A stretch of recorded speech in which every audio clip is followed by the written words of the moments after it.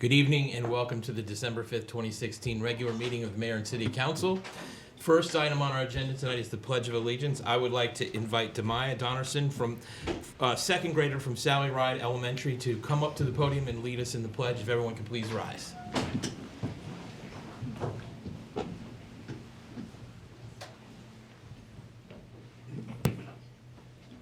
I pledge allegiance to the flag of the United States of America and to the republic for which it stands, one nation, under God, indivisible, with liberty and justice for all. Nice. Great job. Thank you very much, Demaya. Next on our agenda is the reflection, and tonight I would like to ask for a moment of silence, please.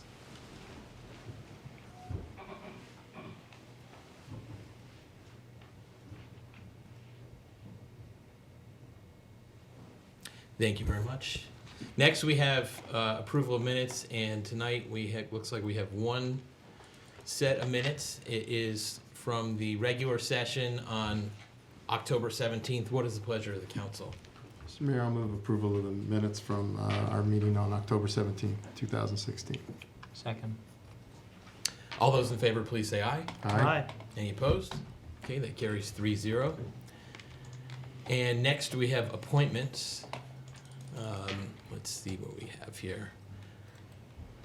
Two reappointments to the Historic District Commission. What is the pleasure of the council?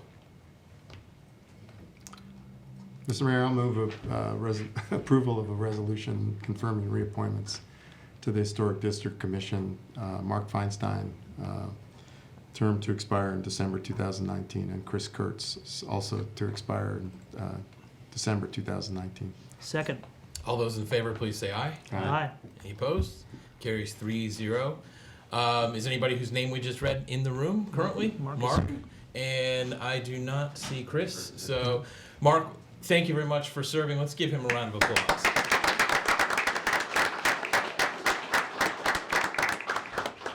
Appreciate it very much. So, next, we have presentations, and I am going to join the chief at the podium for our next presentation. Well,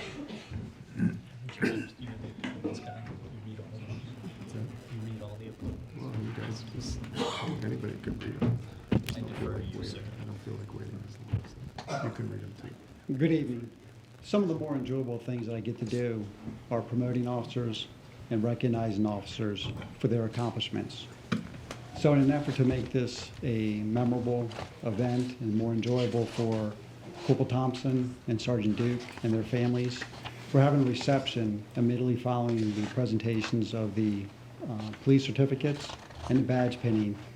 And all the family members and friends of the two officers being recognized here tonight, their co-workers, other city employees, and our elected officials are invited to attend the reception back at the station.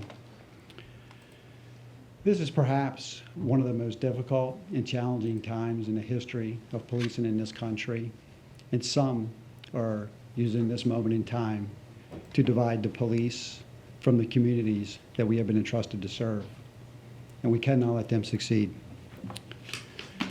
A career as a police officer is more than just a job. It is a calling to a life of service and sacrifice. To become a successful police officer, one must possess a true desire to help others, no matter what the cost. And nowhere is that desire more evident than within the ranks of the Gaithersburg Police Department. I want to thank the family and friends of Corporal Thompson and Sergeant Duke that are here tonight for your support that has enabled them to attain positions of greater responsibility. They did not get there alone, as you are the ones, the family, that have been there for them in the good times as well as the bad. And they will need your continued support now that they have attained positions of greater responsibility, because your job just became harder. They have to work longer and they have to work harder, because they are not only responsible for themselves, but they are also responsible to the men and women that they have been entrusted to lead. The family has shown patience and understanding with these officers when they miss family events, as a result of having to work. Corporal Thompson's and Sergeant Duke's tenure, job experience, and more importantly, motivation and support from home has enabled them to advance in their careers. It's also enabled them and put them in a position to make more of an impact in the police department and in this community. Congratulations, Corporal Thompson and Sergeant Duke, on your promotion. As you move up higher in rank, you must work longer and harder. I want each of you to stay focused on what matters most, separating what is important from what is critical. And that focus is on the reduction of crime and building community trust. I'm looking forward to the day that we'll have the opportunity to promote and recognize additional officers in the future. At this time, I would like to ask that Corporal Thompson come forward, and his children, Jaden and Jalen, if they could come forward. They're going to pin their dad's badge on.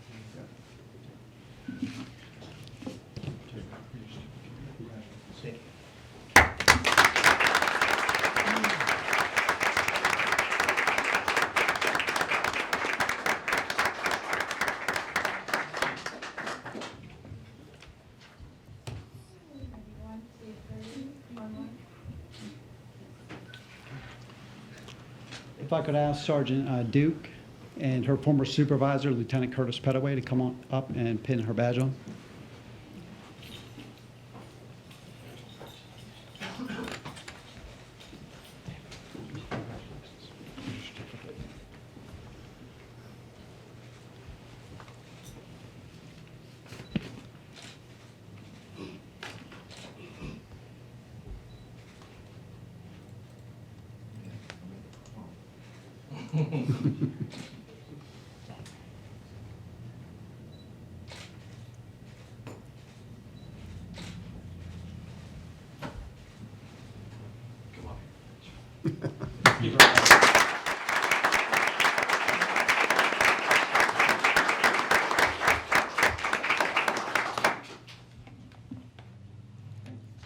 Thank you, Chief.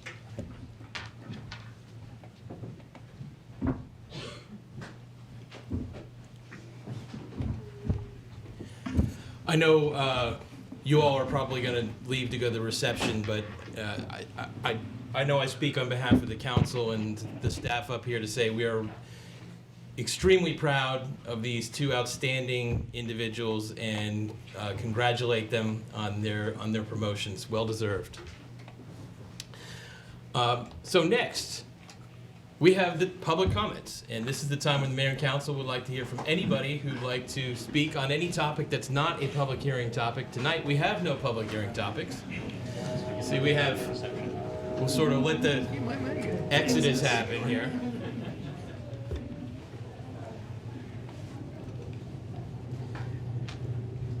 So, since we have no public hearings, if anyone wants to speak on any topic, we ask that you keep your remarks to no more than 3 minutes. State your name and address or neighborhood for the record. And when your time's down to 30 seconds, the timer will beep and turn yellow. When your time's up, it'll beep and turn red. Do we have any people interested in speaking tonight? Going once, going twice. Okay, no public comments tonight. We will start with from the mayor and council, and tonight we'll start with Council Member Wu. Thank you, Mr. Mayor, and I have an announcement to read. It's a revised vacancy announcement. The mayor and city council are seeking members to serve on a number of city boards, commissions, and committees, joining as a way to get involved and help the community. The following have vacancies: Animal Control Board, 1 alternate public at large, business community, and 1 alternate representative of the Montgomery County Veterinary medical association, or shall have training and/or experience in the proper training of care or care of animals. Open until filled. Board of Appeals, 1 full-time and 1 alternate position, open until filled. Board of Supervisors Elections, 1 alternate, open until filled. Also, the following committees have vacancies: Community Advisory Committee, Cultural Arts Advisory Committee, Educational Enrichment Committee, Environmental Affairs Committee, Multicultural Affairs Committee, Police Advisory Committee, Senior Advisory Committee, Transportation Committee. If you are interested in serving on any of the above, please send a letter of interest and resume to Mayor and City Council, 31 South Summit Avenue, Gaithersburg, Maryland, 20877, or via email to cityhall@gaithersburgmd.gov. For more information and official announcements, please visit the city's website at www.gaithersburgmd.gov or contact the city manager's office at 301-258-6310. And Mr. Mayor, in the interest of getting out early tonight, I have no comments. All right. Councilmember Sesma. Okay, good evening, everyone. I hope you all had a great Thanksgiving holiday, and the rest of your holiday season is off to a good start. If you haven't been to the Winter Lights yet, it's great. Another great show this year. Take advantage of that. All of the proceeds for your entry go to several charities that the city has is supporting, and we want to thank all of our sponsors for a great exhibit, or another great show. Those of you who hope you were able to attend the Jingle Jubilee on Saturday night, right here at the Pavilion. The tree looks beautiful. We had a great crowd, lots of great music, good hot chocolate, and just another great way to kick off the season. And Dancers this year, too. Oh yeah, we had the dancers. That's right. So I didn't see the dancers. They were really good. Apparently they were very good. We had a couple What'd you say, Ryan? couple of great musical groups there, or at least 3 different musical groups there. We had Bells and the Pritchard Powerhouse Brass, the Gaithersburg Symphonic Band. So for all of you who donated to the Holiday Giving Program before Thanksgiving, thank you for your support, and thank you for the support that you're going to give us for the Holiday Giving Program for the rest of the season. Last year we supported, we were able to make a much more merry season for about 900 families in Gaithersburg. It's a great cause. It's a way that we help build our community, make it stronger by taking care of the people, those folks who are most vulnerable and especially need that support. So, and then I want to congratulate the Ristopoulos family, who are the owners of Vasily's Kitchen. It's the newest restaurant, but the Ristopoulos family has operated Vasily's restaurant in Kentlands for quite a long time, and they've just opened a new restaurant. Several of us had an opportunity to dine there on Friday night. I think the official opening is tomorrow, so I hope you all take advantage of it. It's great to see a family-owned business grow in the way that it's grown, and it's going to be a destination restaurant for all of Montgomery County, but we have the benefit of having it right here in Gaithersburg. So I have some announcements. I have one announcement about upcoming events and activities for December. The Winter Lights Festival is open nightly through December 31st, and it will be closed on December 25th. The Main Street Farmers Market in Kentland stays open on Saturdays throughout the winter, weather permitting. A community meeting will be held on December 6th at City Hall to discuss the replacement of playground equipment at Griffith Park. That's the park right outside City Hall. The Gaithersburg Chorus will be performing its winter concert on December 9th at Gaithersburg Presbyterian Church, and December 10th at the Rossborough Theater at Asbury Methodist Village.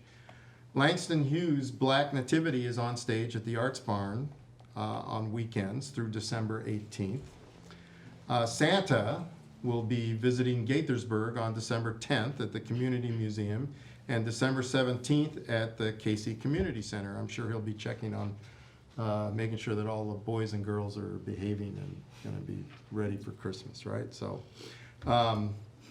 See Rufus the Red-Nosed Rain Dog, a holiday puppet show at the Arts Barn, December 10th and 17th. And applications for this year's Young Artist Awards are due December 15th. Youth youth who are between the age of 12 to 18 are invited to participate in a juried competition in several music categories. The Holidays is the theme for this month's Storytime Station at the Community Museum on December 27th. So if you need more information about any of these events, including hours, admission fees, and ticket purchase, all of that information is available at gaithersburgmd.gov. And that's all I have for tonight. Thank you. Thank you, Mike. Ryan. Thank you. Good evening again, everyone. My congratulations again to Corporal Thompson and Sergeant Duke and to the entire department for all you do, and hope we can pop in to the reception in a little bit to help them celebrate. And congratulations again to our Historic District Commissioners, Mark and Chris, who were reappointed tonight, and thank them for their service. And that's all I've got this evening. All right, thank you. I wanted to just read a letter that came in from the city of Temecula, California, with regards to our dearly departed Henry Marafa. It was addressed to me, Dear Honorable Mayor Ashman, on behalf of the City Council of the City of Temecula, I'd like to convey our heartfelt condolences to you in the city of Gaithersburg in the loss of Council Member Henry Marafa. As an expression of our sympathies, the City Council meeting of November 17th, 2016 was conducted and adjourned in his memory. We will continue to keep you in our thoughts and prayers as you go through this difficult time. Sincerely, Mike Nagar, Mayor. It was very, very nice of them to do that. Henry thought very highly of Temecula. I know he had met the mayor and perhaps council members through National League of Cities, and had gone there to tour. And actually, when I was driving my daughter out to San Diego, we ran through Temecula, and I thought of Henry. So I know this would have meant a lot to him, and if by chance they happen to see this video, I hope that they'll know this means a lot to us, and I'm sure it would have meant a lot to Henry. Couple of announcements. We will be, I'm sure most of us will be, the annual Chamber of Commerce dinner on Thursday night. Friday night, Quince Orchard High School, everyone should know this, the football team has made the state finals, which will be played in Annapolis and Navy Stadium. They will be playing Wise High School from Prince George's County, and it's going to be a tough game, but looking forward to it very much. Next week, the MCPS Superintendent, Dr. Jack Smith, is going to be announcing his budget here in Gaithersburg at Gaithersburg High School, Tuesday the 13th at 7:30 p.m. I mention that because it's an unusual occurrence for the MCPS to do this program in the city of Gaithersburg, and we're glad to have them. Next Monday, the work session, we have 2 items on our work session. An SHA presentation on the Long Draft Branch Stream Restoration Project, and an update on the pavement management system that our Public Works is endeavoring to bring in. And that's all I have. I will turn it over to the city manager. Thank you, Mayor. I just have one item, which was sent to you by way of kickoff from Councilmember Spiegel about the recently approved Montgomery County regulations regarding lessee protections in apartment communities. We discussed the process today, and they're very different from the code that we have on the books here. Some of it's pretty aggressive. So what we'd like to do is have Neighborhood Services send you a one-page memo detailing the differences between the two. And with the goal of introducing, assuming you want to introduce in January, we have some other things that will be introduced in January. So we'd like to move it forward on that schedule, if that's okay. Sounds good, and thanks for following through on that. Yeah, thank you. You know, I think the tragic fire in Oakland over the weekend points to the important role of municipal government in making sure that dwellings are safe and buildings are safe for all of its occupants. And I don't think that we could ever have anything like that happen, but it certainly does point to the responsibility of municipal governments in ensuring that. Code enforcement. Code enforcement is really important. It's enforcement. It's enforcement that guarantees or ensures the safety of residents and businesses in those buildings. So. Yeah. Tony, was that all you had? That was it. Okay. And then we have economic development update, which you are going to give because Tom is unavailable this evening. He is, and I'll have to read most of it. 3 points that all relate to the potential development at 315 East Diamond Avenue, which is a city-owned parcel, commonly known as the Fishman Building, or site. The building's long gone. I believe you know that the state awarded $200,000 from their Strategic Demolition Fund. Demolition is not part of the actual project yet, but it's a very competitive fund, and we're happy to be the only winner in Montgomery County out of 15. There were 15 winners statewide. We were the only one to get any money in Montgomery County, and $200,000 is quite a large allocation. It represents great work by our staff. It does. We definitely congratulate them. We're grateful.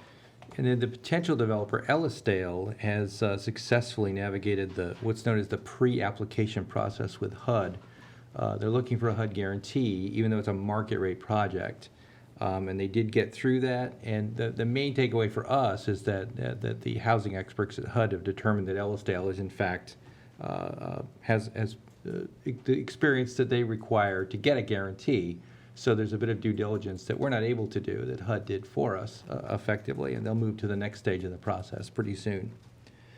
And then if you'll recall that the agreement with Ellisdale that we have requires that anything that does get built on the Fishman site will be compatible with the plaza that's been designed. We anticipate that the construction of the plaza will precede the Ellisdale project.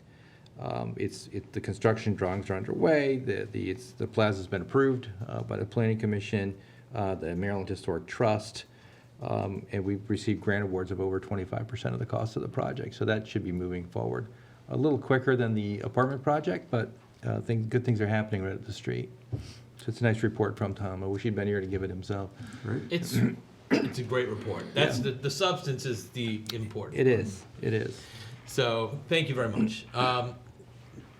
Next, we're going to move on to ordinances, regulations, and resolutions, and invite Mark Scafidi to the podium to talk about a contract to purchase 11 police interceptor utility vehicles.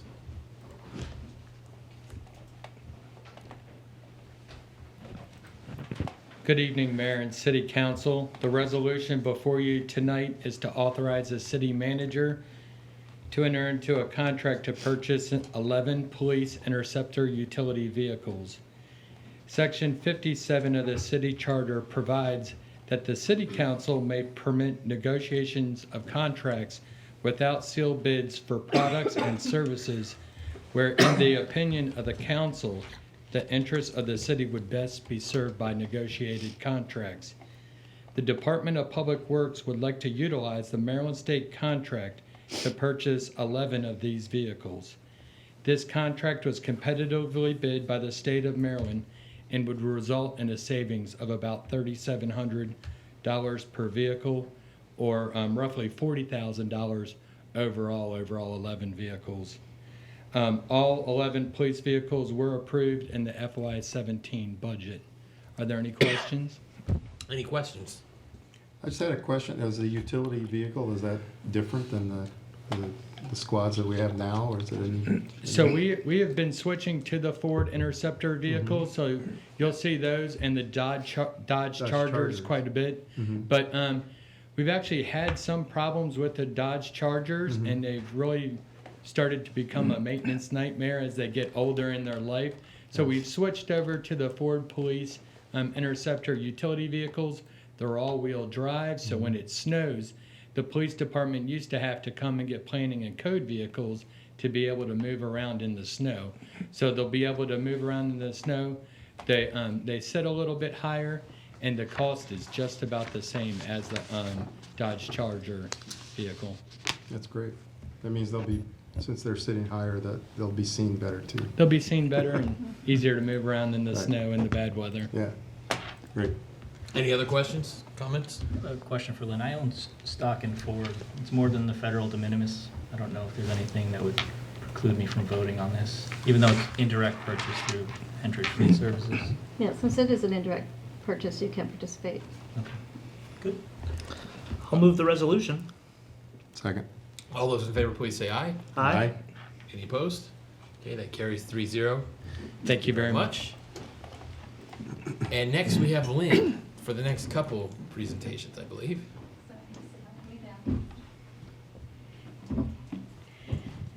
Thank you. The first item this evening is a resolution to authorize the city manager to negotiate an amendment to an annexation agreement. And this is for the Hyatt House property. By way of background, in 1990, the city annexed approximately 27 acres of land, which included basically two parcels. The one, and I guess the map is not up there, but It's up. the bulk of the property, this larger piece, is a residential development, and that includes what is now known as the Walnut Grove neighborhood. The smaller piece, this piece right here, was originally developed as a Marriott Residence Inn, is now the Hyatt House. So the proposed amendment to the annexation agreement would only deal with this smaller parcel where the Hyatt House is. There would be no changes that would impact the residential neighborhood at all. So the developer has approached us. It is MRK Design, and we do have with us this evening Stacy Silber with Lurch Early, Michael Anthony with MRK, and Amy Zhu with Saltz Engineering, in case you have any questions for them this evening. But they are requesting an amendment to the annexation agreement to allow the redevelopment of the existing Hyatt House, which again is a residential inn hotel, into a senior housing project. Under the current zoning of the property, it's zoned CD, and that would not allow for senior housing. So the main part of the application would be requesting a rezoning of the property from the C2 zone to the CD zone. They are planning on submitting an application for rezoning, and we would try to run that process concurrently with the amendment to the annexation agreement. So with that, we would potentially, if this moves forward this evening, tentatively hold a public hearing on the rezoning on February 21st, and then we would have final action on the rezoning in the April-May timeframe. And at that same time, we would bring back a final resolution allowing the city manager to execute an amendment to the annexation agreement. In your packet, I did put forward a memo which talks about some of the requests in changing the annexation agreement. But to go through those very briefly, as I said before, they'd be seeking rezoning from the CD zone, or from the C2 zone to the CD zone. And that would allow the development of senior housing. The current use has 150 units, and with the new use, they would be looking at no more than 150 units. So there really isn't any increase in the size of the application, with the exception of they may put in elevators, which if you can see on this one, you can see there's two small darker blue areas, one right here and one right here. And those are potential elevator towers, but that would really be the only change in the footprint to the property itself under this proposal. They are also requesting that the parking be allocated. Currently, there's 150 spaces on the site. We do believe that that's probably sufficient for the senior housing as well, but staff would want to do the analysis, to ensure that it meets all of the parking requirements. They would be doing a updated transportation analysis for the process, and again, staff would want to review that transportation analysis to ensure that there's no additional impact on the property. Certainly, they have requested that if the traffic study shows no additional impact, that they would not be required for any additional public transportation improvements. There is a interesting provision in the existing annexation agreement that deals with the hours that the current employees of the hotel can go to and from this site, and I think that was initially intended to address potential traffic impacts, and they are requesting that provision go away. They're agreeing to comply with all stormwater management, forest conservation, and similar regulations, and to comply with the city's current affordable housing projects. They have asked that no additional impact fees may be imposed. Certainly, some of these fees are under the county's control, which we would not have the ability to waive those fees. They are, in addition, asking for the city to support the zoning requirement, and staff is recommending that go through the normal process. And I skipped one of the ones up above, which would be subject to the school test. Again, if these are senior project. It should not have a school impact, and we would probably put a condition through the development process that there be no children in this particular project. And they're also asking for a waiver of the green building requirements. The developers did hold a community meeting on November 28th. Rob Robinson from our staff did attend. He did report back, and there was an email in the packet that the meeting seemed to go very well, and that there were representatives from the Homeowners Association there, and they saw the project fairly favorably. But certainly we will keep the community involved as the process goes through. So with that, happy to answer any questions, but this evening we are looking for you to adopt a resolution to authorize the city manager to begin to negotiate this amendment to the annexation agreement. Thank you, Lynn. This seems fairly straightforward. Mike and I were talking about this before the meeting. I know he had a question about number 6. I'll let you go ahead and ask it. Yeah, so actually, I'm glad to see that this plan will comply with our affordable housing requirements. I was going to ask the number of units, and that would give us an idea of how many of those would be affordable. I guess since since they're not owner occupied, then this is subject to the 15%. Correct. Okay.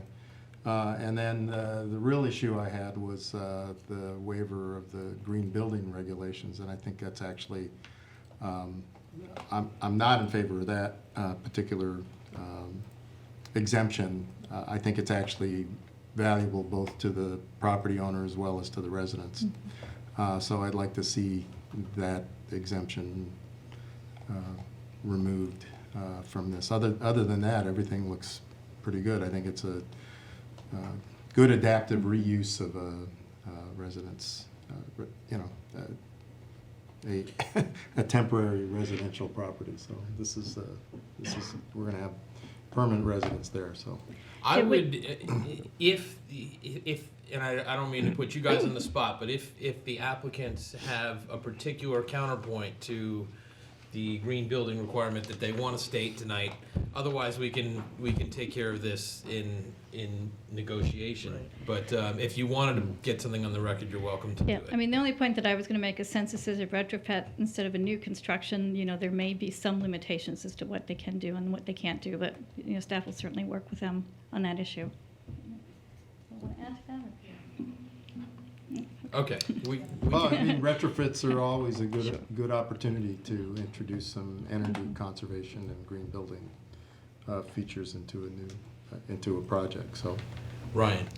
I generally agree with the comments that Mike has made. I think this is a great adaptive reuse. I'm glad to see the affordable housing ordinance being proposed to continue to apply. I just wanted to clarify the potential addition of elevator bays would basically be sort of an external addition onto the existing building footprints. Not a very big additional footprint, but that's how it's proposed to be built. Correct. Okay. And they would link two buildings as well. Okay. And I presume, the sort of feasibility of that is not in question. That architecturally, that's something that can be done pretty easily. But I don't know. Certainly that's something that would go through both the staff review and the planning commission review. Okay. Do we have any requirements for elevators to serve multi-level senior housing if it's dedicated for seniors, or no? I don't know if that exists in the I am not city's code. 100% sure on that. I know Trudy's here and she's saying no as well, but Okay, just curious. certainly I think with the senior housing project, it would be an amenity that would be expected. Okay. All right. Would someone like to move the resolution? I'll move the resolution. Second. All those in favor, please say aye. Aye. Aye. Any opposed? Carries 3-0. Okay. Tony, you have been authorized. Thank you. Okay, let me just forward to the next thing. It's Lynn again. Yeah. Yes, Lynn, please go right Which is why ahead. I'm staying here. Yeah. I'm going to discuss the two next items together since they are related, Right. although they will require separate motions on each. These are a series of ordinances dealing with a number of chapters of the city code as well as chapter 24, which is our zoning ordinance. And this comes out of a process, a staff process that was probably like a year in the making to get us here, over a year in the making. Staff had recognized we had two kind of problems with a number of our development ordinances. One was we had bonding requirements for a number of different types of activities. Building permits, forest conservation, and a number of different areas in our code. And because they were probably adopted at different times historically, they all had different provisions. And we had developers express a little bit confusion in the past of, why aren't all these requirements the same? We're not really sure what bond we need to get, because over here you have to get one type of bond, and over here you have to get a different type of bond. And we also wanted to ensure that the city was adequately secured when public or improvements are being constructed, in case, luckily it really hasn't happened much here, but I've dealt with in other jurisdictions where a developer just walks away from a project and you have half-constructed items, or if items aren't constructed up to city standards and the developer, again, just sort of walks away. So we wanted to look at both of those in order to kind of streamline the process, in order to have a better, cleaner process, have clearer guidelines for the developers so they know exactly what's expected, and then also to ensure that the city was adequately secured. The other was with our process for acceptance of public improvements. We had a rather informal process for that as well. We've had a couple times where we've had litigation where somebody has fallen and hurt themselves on a sidewalk or a street, and we've had to do a lot of research of, does the developer still own that? Does the city still own that? Or we've had developers come in when, obviously in the snow season, where they want the city to plow the streets, but the city has not yet accepted those streets as public improvements. So we wanted to kind of clean up that process, again, to make it very clear of the process for acceptance of public streets or other public improvements, what's required of the developer, again, to make it easier for the developer so they know exactly what the expectations are. So we've developed all of these ordinances and able to do that. So just very briefly, because there's a lot of redundancy between the ordinances that deal with the bonding requirements are Section 827, 913, 913A, 2019A, 2062A, 228, 29, or 229, 24171, and 24176A.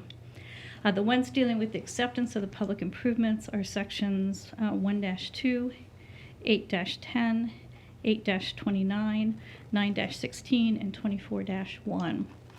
There are also a couple of other ordinances that, as we were going through this, is just kind of clean up with some language. Those are 8-7, 826, 2212, and 22177. So what we are requesting is all of the ordinances, with the exception of those in Chapter 24 that you introduce this evening, and for the ones that are in Chapter 24 that you sponsor those. If they are introduced and sponsored, we have tentatively scheduled a public hearing, which would be joint with the Planning Commission on the Chapter 24 ones, for January 17th of 2017. And I'd be happy to answer any questions you have. Thank you, Lynn. Thanks for the work that you've done on this. I know we've given direction for cleaning up our code to help with economic development and with with uniformity and easy understanding of the rules in the city, and so we appreciate it. It's sort of like important house cleaning that we're doing. Any questions? Just two questions, since we're at the very beginning stage. So if we were to, it uses the word formal as a modifier to acceptance. Mm-hmm. If we were to modify that to written acceptance, would that be more narrow and be permitted later on, or do we have to introduce it as such for consideration now? I think that would be narrow, so that could be a change that could be made in the future. And then I noticed in the definition for formal acceptance at 1-2. Sorry, 1-2, it talks about the authority of the city manager and his designee, Mm-hmm. but later on in the code it talks about the city manager. It doesn't have the additional designation or ability to delegate the authority down. Is that purposeful, or? Well, there are a number of provisions, particularly in the bonding areas, where it does talk about city manager or designee. But with the acceptance, I think you are correct. It does just say city manager, but because in the definition that you have the designee, that should cover it. But we'll take a look at that just to Okay, ensure wanna that make that's the case. Yeah. Consistent, we're truly allocating the right authority to the right person or designated person. Any other questions or comments? Okay, so would someone like to move to introduce? So, yeah, we have 4 different ones here, or 4 different ordinances to there's- introduce? One item for introduction of all except for the Chapter 24. Right, and that's, And then a separately to sponsor. To sponsor So the- as they're the listed Chapter in the agenda 24. as two separate, you can do them two separately. right. So, I will introduce. thank you. The Yeah, thank you. ordinances to amend City Code chapters, section 1-2, 8-7, 8-26, 8-27, 8-29, 19-12, 19-13A, 19-16, 20-19A, 20-62A, 22-8, 22-12, and 22-9 to address acceptance of public improvements and bonding requirements. Second. All those in favor, please say aye. Aye. Any opposed? Okay, that carries 3-0. Now, we are on to the sponsorship of the text amendment. What's the pleasure of the council? I move that the council sponsor a text amendment, an ordinance to amend Chapter 24 of the City Code entitled Zoning so as to amend Article 1, Section 24-1, Article 5, Section 24-171, and Article 6, Section 24-176, and Section 24-177. Second. All those in favor, please say aye. Aye. Any opposed? Okay, that carries 3-0. Thank you. Thank you. Do we have, coincidentally, Lynn, do you have anything else for us this evening? I think that should do it. Okay, anything from any other staff? Okay, we thank you all for being here. As mentioned, next week, our work session, we have 2 items, SHA presentation on Long Draft Branch Stream Restoration Project and the staff presentation on our pavement management system. Encourage everyone to get out there to Winter Lights. Until next time, let's do great things. Gaithersburg, we are adjourned.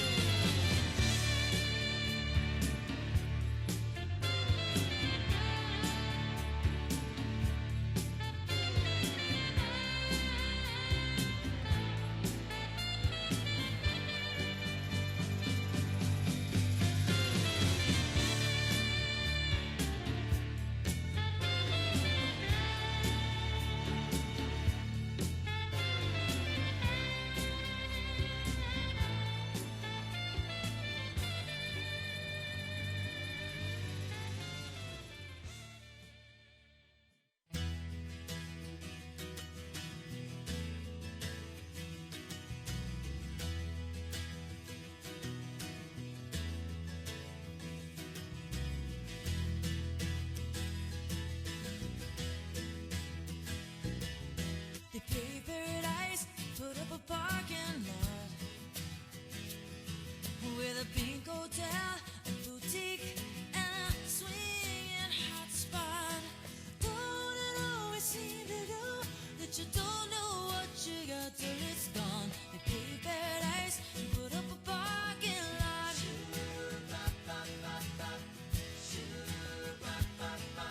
They took all the trees, put them in a tree museum.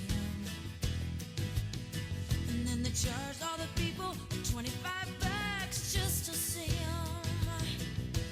Don't it always seem to go that you don't know what you got till it's gone? They paved paradise.